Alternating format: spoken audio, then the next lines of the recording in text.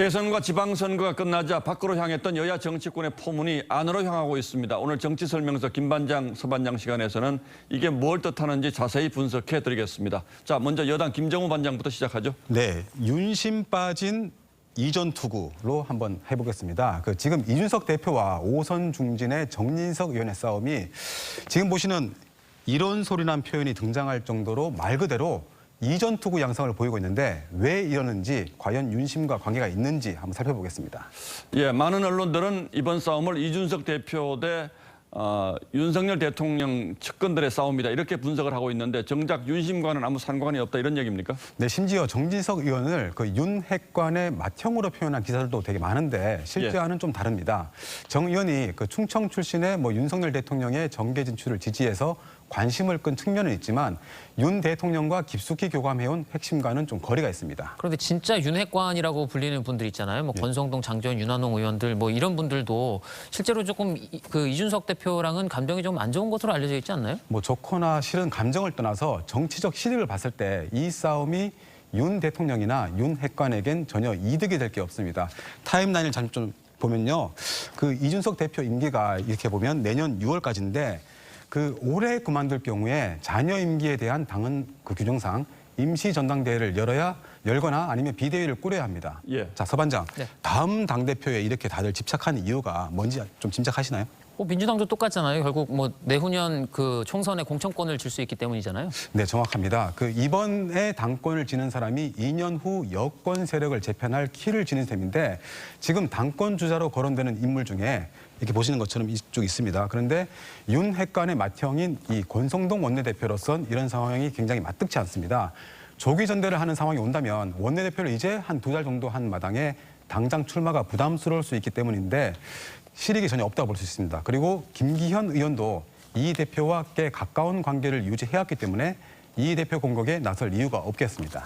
그러니까 윤핵관들 입장에서는 지금 이준석 대표가 물러나는 상황이 별로 바람직스럽지 않게 보고 있다 이런 뜻이잖아요. 그럼 결국 여권 핵심부가 아닌 정진석 의원의 개인적인 판단으로 이런 싸움을 하고 있는 겁니까? 네, 그래서 결국 당사자인 정진석, 이준석 두 사람 모두 이제 얻는 게 많습니다. 정진석 의원은 이 대표와의 설전으로 친윤 이미지를 가져가는 정치적 효과를 얻을 수 있습니다. 또 이 대표도 이 과정에서 존재감을 키우고 있죠. 예. 결국 당이 이전 투구를 하는 것처럼 보이면 윤 대통령이나 여권 전체로는 손실이 크지만 정작 두 사람은 득을 볼 수도 있습니다. 민주당에서 이재명 의원 당선된 다음에 자신은 살고 당은 죽었다 이런 비판이 나왔는데 그거랑 좀 비슷한 맥락인가요? 거기까지 비슷합니까? 그러면 이제 이 대표는 일단 내년까지 임기는 채우겠다는 입장이지만 본인 사생활에 대한 윤리위가 오는 24일로 예정된 만큼 그 결과에 따라선 여당 내 권력 지형이 크게 소용돌이칠 수 있습니다. 윤리위가 이 대표에게 불리한 결정을 내려도 이 대표로서는 이번 싸움으로 반발의 동력을 얻는 측면도 있을 수 있겠군요. 예. 자, 그렇다면 서주민 반장이 준비한 설명서는 뭘까요? 예, 제가 준비한 건 발등 찍은 양념 정치입니다. 자, 문재인 전 대통령이 과거 강성 친문 지지자들의 문자 폭탄과 같은 과잉 행동을 양념으로 보면 좋겠다 이렇게 말한 걸 뜻합니까? 예, 그렇습니다. 한번 들어보시죠. 예. 저는 우리 경쟁을 더 이렇게 흥미롭게 만들어주는 양념 같은 것이었다고 생각하고요.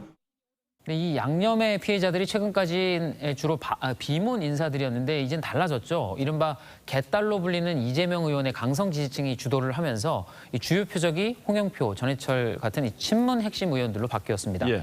최근 대자보 테러를 당했던 이 홍 의원은 갈수록 폭력적이어서 걱정이라며 이 배후가 있다라고 본다 이렇게 얘기를 했습니다. 배우라는 게 아무래도 이재명 의원 쪽을 좀 의심하는 거겠죠? 예, 그렇겠죠. 다만 측근인 김남국 의원은 홍 의원에게 대신 사과하고 또 자제해달라는 메시지를 내기는 했습니다. 자, 과도한 팬덤 정치 때문에 민주당이 어려운 길로 들어섰다 이런 분석도 있는데 그런데도 여전히 이 팬덤 정치의 유혹에서 벗어나지 못하는 이유는 뭡니까? 예, 이것도 조금 내로남불 아니냐 이런 지적이 나옵니다. 내가 당하면 팬덤 정치의 테러라고 비판하지만 상대가 당하면 지지자들의 목소리라고 관대한 태도를 보였던 겁니다. 앞서 대자보 테러를 당했던 이 홍영표 의원도 지난해 당권 도전 땐 조국 사과문을 낸 초선 의원들이 문자 폭탄에 시달리는데도 그냥 민심의 소리를 듣는다라고 했습니다. 결국 송영길 대표가 선출되기는 했지만 네. 당시 좀 친문 진영의 대표 주자 격이었던 홍영표 의원으로서는 좀 친문 지지층 표심을 의식할 수밖에 없었다. 뭐 이런 겁니까? 예, 그렇습니다. 반면에 이재명 의원은 과거에는 광성 친문 지지층의 문자 폭탄에 강경한 입장이었습니다. 당을 망치고 민주주의를 파괴하는 얘기입니다. 정말로 그런 거 하면 안 돼요. 입장을 하다고 어떻게 그런 식의 공격을 합니까? 하지만 최근 개딸들의 테러에 대해서는 직접적인 입장을 밝히지 않고 있습니다.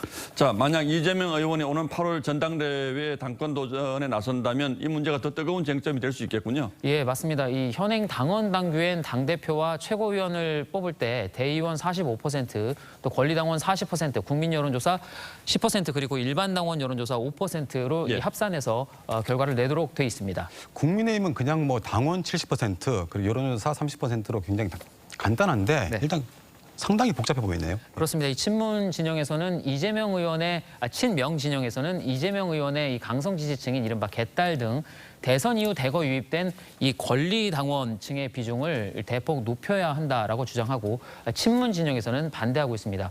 특히 투표권을 가지려면 당비를 6개월 이상 내야 하기 때문에 이 대선 이후에 가입한 개딸들은 아직 투표를 할 수가 없죠. 예. 만약 이걸 3개월로 줄여서 투표권을 주기로 결정한다면 친명 반명 간 충돌은 전면전으로 치닫게 될 거란 전망입니다.